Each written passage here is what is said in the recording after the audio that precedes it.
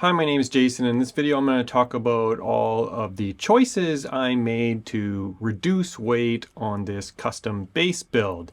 In the end, I got it down to 6.7 pounds, which is 3 kilograms. So I'm going to go through each of the specific decisions that I made that saved about 3 pounds. But before we get into that, a word from our sponsor, which is My Original Music. I'm a full-time musician. I make a lot of recordings. This bass has already been on one of them. Links around here and below. And I'll be doing sound demos at the end with some of my favorite bass lines. Now, before we get into the details of how it was done, let's have a quick chat about why it's so hard to buy a lightweight bass.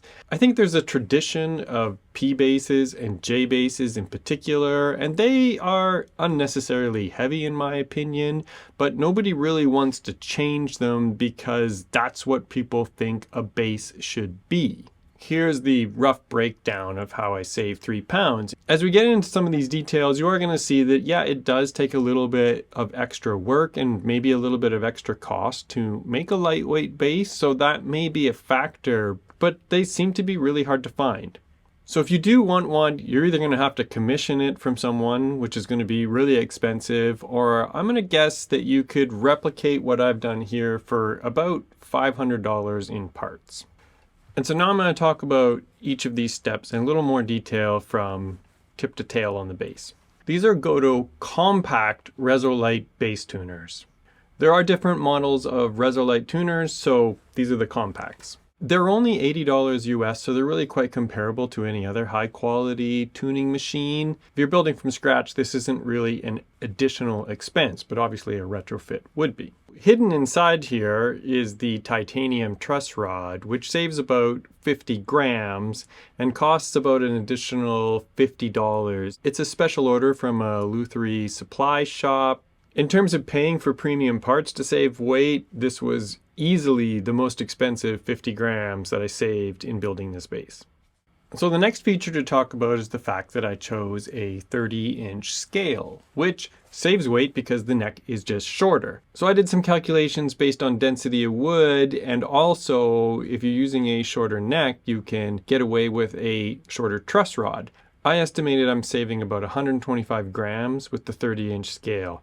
Plus, it does mitigate some of the concerns about neck dive when you're building such a lightweight body. And now we can talk about the fact that this body is heavily chambered. You can see the design of it with the different laminated pieces, including on the sides. Having it put together from parts like this creates all kinds of opportunities to chamber it out and reduce wood.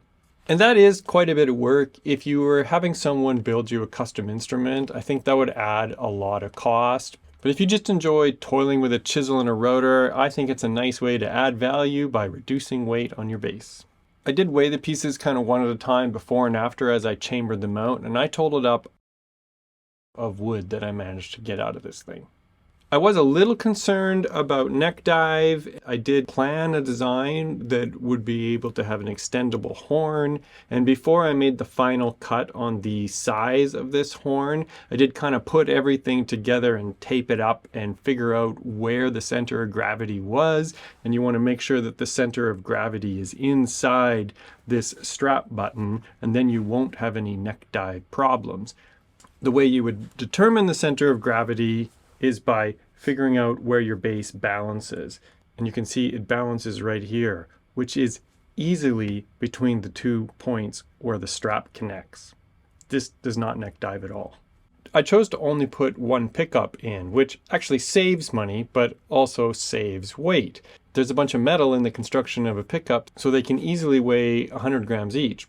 Plus, you probably want a volume pot for each one.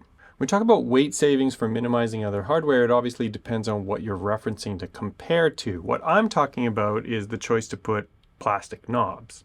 Also, using a set neck, I don't have any screws or a metal plate here. And the pickguard itself would actually add weight if you needed one, but I don't because I'm using a natural finish. Now, I didn't include the choice of bridge in my calculations for weight savings, but as a matter of fact, I did choose the lightest weight bridge that I could find, which is just a standard classic Fender style bridge. There is a school of thought that says a heavy bridge is better for tone. I don't share that opinion. There's plenty of videos out there comparing the tones. If you want to go debate it, those forums are open to you. And the other thing that I didn't really calculate or consider was the choice of wood species. I was choosing my wood based mostly on aesthetics, but what I can say is that this little strip of wenge in here, that is a heavy piece of wood. So that's wrapping up everything I had to say about how I managed to get this base to weigh about 3 pounds lighter. Thanks a lot for watching. I'm going to do some tone demos next using some bass lines from my original songs. Thanks a lot for watching. Thanks for listening. If you do decide you want to build one of these for yourself, good luck, and feel free to ask me more questions in the comments.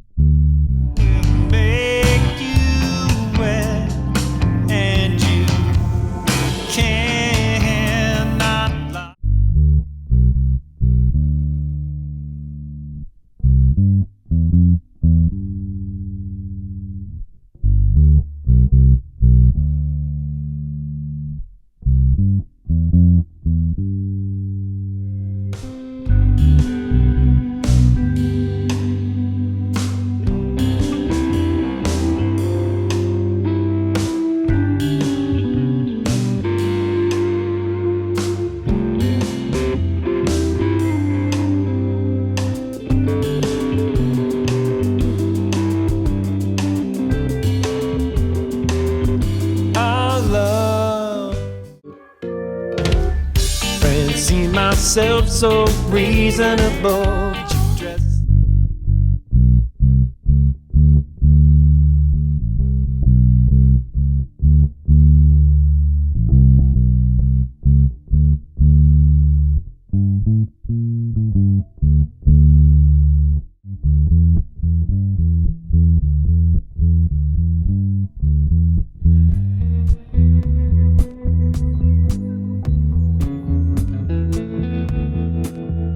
This is a collect call from the future.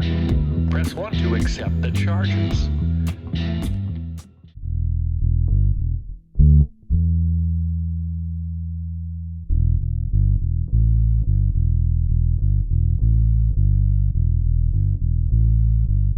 The rest, promising yourself that you will not be missed. They don't feel the heat, they're already burned to a crisp. If they take your hand, if they take your hand, they drag you to the medicine.